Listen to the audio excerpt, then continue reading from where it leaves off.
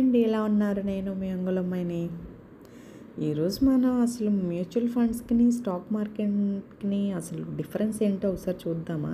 ఎందుకంటే చాలామంది stock markets, mutual funds 2 same ఏమో అన్నట్లు చాలామంది డౌట్స్‌తో ఉన్నారు.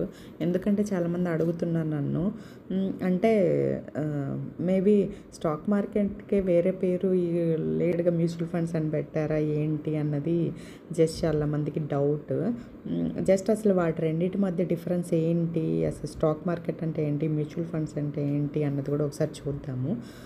మనకి ఇక్కడ ఈ యాప్లో మనకి stocks, mutual funds 2 separate icons చూపిస్తున్నాయి.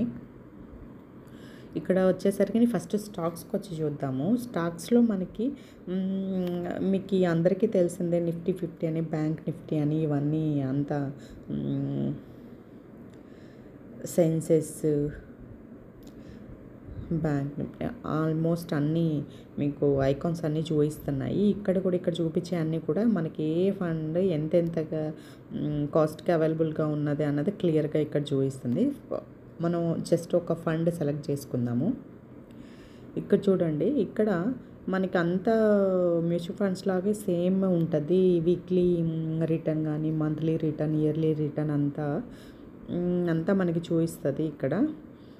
అసలు ఇక్కడ అంటే డేలో లో ఎంత, హై ఎంత, వీక్లీ లో, హై, ఏ టు జెడ్ అంతా క్లియర్గా మనకి ఇక్కడ పిక్చర్ చూపిస్తుంది. ఎంత హైకి వెళ్ళింది, ఎంత లోకి వెళ్ళింది అన్నది, ఫండ్ ఎంత ఫండ్ సైజ్ ఎంత ఉంది, ఫండ్ వాల్యూ ఎంత ఉంది ఏంటి అనేది ఏ టు జెడ్ అంతా దాంట్లో లాగానే రేషియోస్ కానీ, ఎక్స్పెన్స్ రేషియోస్ కానీ అన్నీ టోటల్గా అన్నీ క్లియర్గా ఉంటుంది.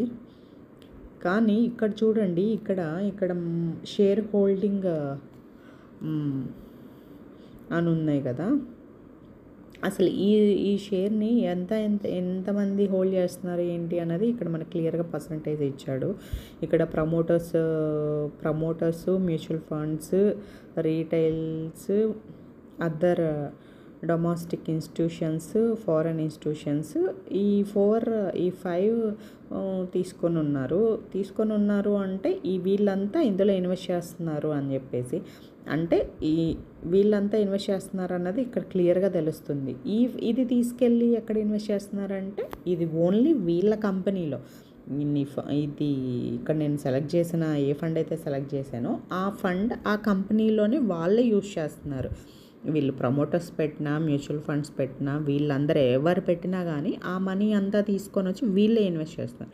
వీళ్ళు తీసుకుపోయి వేరే దాంట్లో ఇన్వెస్ట్ చేస్తారు. ఓన్లీ ఇదొక్క ఫండ్లో మాత్రమే, జస్ట్ ఇదొక్క షేర్లో మాత్రమే ఇన్వెస్ట్ చేస్తున్నారు. అంటే వాళ్ళ కంపెనీలోనే ఇన్వెస్ట్ చేస్తున్నారు అన్నది ఇక్కడ క్లియర్గా మనకి పిక్చర్ చూపిస్తుంది. ఇంకా రిమైనింగ్ అంతా ఓవరాల్గా క్లియర్ ఇన్ఫర్మేషన్ ఉంటుంది, ఆ షేర్కి సంబంధించిన ఇన్ఫర్మేషన్ అంతా. మనం ఇప్పుడు షేర్ మార్కెట్ చూసాం కదా, ఇప్పుడు మనం మ్యూచువల్ ఫండ్స్కి వెళ్ళి చూద్దాం ఒకసారి. మ్యూచువల్ ఫండ్స్కి వెళ్దాం. మ్యూచువల్ ఫండ్స్లో కూడా ఏ సెలెక్ట్ చేసుకుందాం, అక్కడ సెలెక్ట్ చేసుకుందాం, సేమ్ సెలెక్ట్ చేసుకుందాం. ఓకే, అదే కంపెనీ సెలెక్ట్ చేసుకుందాము. ఇందులో కూడా మనకి ఎంత కాస్ట్కి వస్తుంది, మంత్లీ రిటర్ను, ఇయర్లీ రిటర్న్స్ అన్నీ మనకు క్లియర్గా చూపిస్తున్నాడు. ఇక్కడ ఫండ్ సైజ్ ఎంత, రేటింగ్ ఎంత, కాస్ట్ ఎంత అన్నది కూడా క్లియర్గా సేమ్ టు సేమ్ అంతా ఓవరాల్గా ఉంది. కానీ ఇక్కడికి డిఫరెన్స్ ఏముంది, అక్కడ ఎవరు అందులో పెడుతున్నారు అని ఉంది. ఇక్కడ హోల్డ్ ఈ అమౌంట్ తీసుకెళ్ళి ఎన్ని కంపెనీస్లో పెడుతున్నాయి అన్నది ఇక్కడ క్లియర్గా ఉంది. ఇక్కడ వచ్చేసరికి 202 కంపెనీస్లో ఇన్వెస్ట్ చేస్తున్నారు మన డబ్బులు తీసుకెళ్ళి. అంటే ఫర్ ఎగ్జాంపుల్ నేను ఈరోజు ఒక 10,000 పెడుతున్నానంటే ఆ 10,000 తీసుకెళ్ళి 202 కంపెనీస్లో ఇక్కడ ఎంతైతే పర్సంటేజ్ ఉందో అంత పర్సంటేజ్ ప్రకారం వాటన్నిటిలో ఇన్వెస్ట్ చేస్తున్నారు. అంటే ఇప్పుడు ఇది వచ్చేసరికి మన 10,000 వచ్చేసరికి ఇక్కడ వచ్చేసరికి 202 కంపెనీస్లో ఇన్వెస్ట్ చేస్తున్నారు. అక్కడ వచ్చేసరికి ఓన్లీ వాళ్ళ దాంట్లోనే ఇన్వెస్ట్ చేస్తున్నారు. అంటే నేను జస్ట్ వీటి రెండింటికి తేడా ఏంటి అంటే, ఇప్పుడు అది వన్స్ ఒకరోజు లాస్ అయ్యింది అంటే,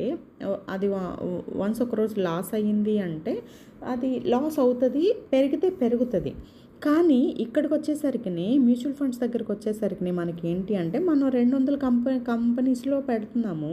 200 కంపెనీస్‌లో ఒకసారి ఒక 50 కంపెనీ లాస్ అవ్వచ్చు. రిమైనింగ్ 150 ప్రాఫిట్‌లో ఉండొచ్చు కదా! లేదు 150 లాస్‌లో ఉండొచ్చు. 50 ప్రాఫిట్‌లో ఉండొచ్చు కదా! అంటే మొత్తం 200 కంపెనీలు తగ్గే ఛాన్సెస్ ఉండదు, పెరిగే ఛాన్సెస్ ఉండదు. అంటే ఒకటి తగ్గినప్పుడు ఒకటి పెరిగిద్ది కాబట్టి బ్యాలెన్స్ అవుతది. అంటే మన పెట్టిన అమౌంట్ ఒక్కసారిగా పెరగదు, ఒక్కసారిగా తగ్గదు. బ్యాలెన్స్‌డ్‌గా అంటే రిటర్న్స్ అని చెప్పేసి ఇప్పుడు మనం ఫర్ ఎగ్జాంపుల్ మనం ఒక 100 రూపీస్ ఇన్వెస్ట్ చేసాము.